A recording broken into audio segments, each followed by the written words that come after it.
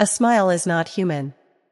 There is a portrait hanging silently behind bulletproof glass, among the millions of footsteps that pass by every year. People stop, look up, and then quietly leave. But those eyes, that smile, seem to still be watching behind their backs. Have you ever felt that there is something wrong with Mona Lisa's smile? Mona Lisa, also known as La Gioconda, is the most famous work of Leonardo da Vinci, the man who was always centuries ahead of his time. But what makes this painting a legend is not just the superb painting technique, or Leonardo's reputation. It is the smile of that woman. A smile that you cannot read. Not happy. Not sad. Not indifferent. But something in between, as if it changes every second you look at it. It's no ordinary hallucination. Modern science has stepped in. And what they found out will make you cringe. In 2000, a team of researchers from Harvard University, in collaboration with visual psychologists in Germany, analyzed the Mona Lisa's smile using computer vision software. The conclusion: the smile is unidentifiable. It sounds absurd, but let me explain. Humans are capable of recognizing emotions on the face based on tiny movements, called micro-expressions. But with the Mona Lisa, Leonardo used a technique called sfumato, creating such a blur that all the boundaries between facial features dissolve. So when you look directly at the lips, the smile disappears. But when you glance at the eyes, the smile comes to life. It confuses your brain. And that's when fear sets in.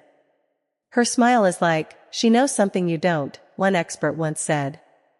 In fact, in a 2005 study, scientists asked participants to identify Mona Lisa's emotions on a scale of joy, fear, contempt, anger, sadness. The shocking results: more than 80% thought she was smiling. But when they looked only at the lower part of her face, the percentage dropped sharply to less than 20%.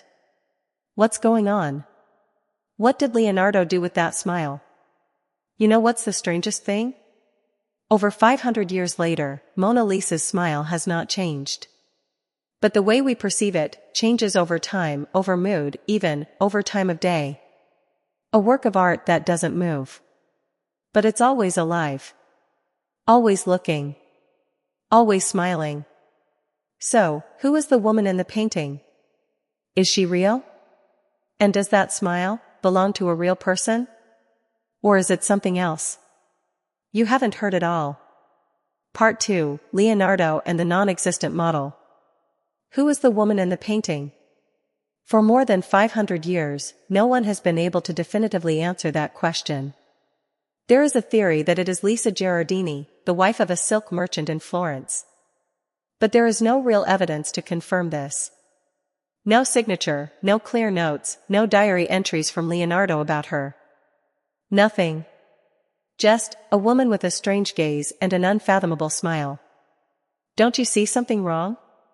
Leonardo da Vinci was a genius, but he was also a man of mystery. He dissected corpses to understand human anatomy. He wrote his diary in reverse handwriting, which could only be read in a mirror. He didn't paint many pictures, and each one he did, there was a reason. So, why did he spend more than 4 years completing a simple portrait? Why did he carry this painting with him for the rest of his life, from Italy to France, until his death? Not for money. Not for clients. Not for fame. But because Mona Lisa was not simply a model. Some modern researchers believe Leonardo did not paint a real person, but an idea. An image built from many faces. A synthesis of female and male. Of life and death. Of human and something beyond human. Think that's crazy? Listen on. A recent digital analysis shows that the proportions of Mona Lisa's face do not quite fit any anatomical norm, be it female or male. Some historians have suggested that Leonardo used his own face as the basis for the Mona Lisa, that is, she is a feminized version of himself. An androgynous portrait. A symbol of the perfect combination of everything: beauty, intelligence, silence, understanding. And in that perfection is what makes us uneasy. Some say Leonardo did not paint her with his hands, but with a part of his mind that did not belong to that century. Some conspiracy theorists even go further. He claims that he had access to ancient knowledge, hidden in the secret societies of the Renaissance. Knowledge not only about art, but also about psychology, optical illusions, and occult symbolism. The Mona Lisa is not just a portrait. It is a door. An elaborate code in art, hiding something that should not be discovered. So, you are standing before the gravet face, not quite real. A smile that doesn't belong to a living person. A look that can make you feel uneasy, though you don't know why. And Leonardo? He knew something. Something that made him never let go of this painting. What was it that haunted a genius so much? Or rather, what was looking back at him as he painted? You might think this is just your imagination. But wait until you hear what happened after Leonardo's death. From the disappearance of the painting, to the mysterious hauntings surrounding the Mona Lisa, and the rumors that were suppressed for centuries. Part 3: The Curse Behind the Smile. After Leonardo da Vinci's death in 1519, the Mona Lisa was not immediately displayed. It sat quietly in the French royal archives. No one touched it. No one asked.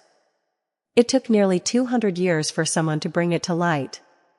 And from there, things began to change. In the 19th century, an art historian named Théophile Gautier wrote that when he stood in front of the Mona Lisa, he felt as if an entity was crawling into my mind. He didn't know why, but from that day onwards, he had nightmares, in which eyes followed him throughout his dreams. In 1911, the painting was stolen from the Louvre. The whole of France was shocked. But strangely, during the 2 years that the painting disappeared, more than 6 people involved in the theft, including the investigator, died under unnatural circumstances. Accidents, strokes, disappearances. When the painting was returned, a librarian at the Louvre wrote in his diary, "I am not sure if the painting will be the same thing that was taken." But the story doesn't end there. Those who have worked with the Mona Lisa for many years, including security guards, maintenance workers, and tour guides, all share the same feeling, the feeling of being watched. They dare not turn their backs on the painting when they are alone. Some say they hear something very faint, like laughter. Another says that her eyes change over time. It is as if she is hearing everything. Now let's look at a hypothesis, controversial, but not to be ignored. Could it be that the smile is not simply a painting technique, but a mechanism of suggestion? A form of visual hypnosis? When you look at the Mona Lisa, you are not just looking at a painting. You are being looked at. Affected. Having an emotion implanted inside you that you cannot name. Like a mental virus, not driving you crazy immediately, but silently changing the way you perceive the world. A feeling that is hard to describe: unease, curiosity, discomfort. The kind of feeling that makes you unable to take your eyes off the painting, but also unbearable to look at for too long. Even the AIs that analyze Mona Lisa give inconsistent results. Machine learning models, when reading her face, constantly change their emotional ratings. One system even gives an error, because it cannot identify human emotions. Do you hear that? Human emotions cannot be identified. So whose emotions is Mona Lisa smiling at you? You can stand in front of hundreds of other paintings. But none of them watch you like Mona Lisa. No portrait makes you wonder, what is she thinking about me, like that? And no smile makes you feel as if it is alive. Not just alive, but watching. Smiling, not because she is happy, but because she knows you will never understand her. So next time you come face to face with the Mona Lisa, whether it's the original, a copy, or just a screenshot, take a good look. And ask yourself, who's looking at whom? And is that smile a greeting? Or a warning?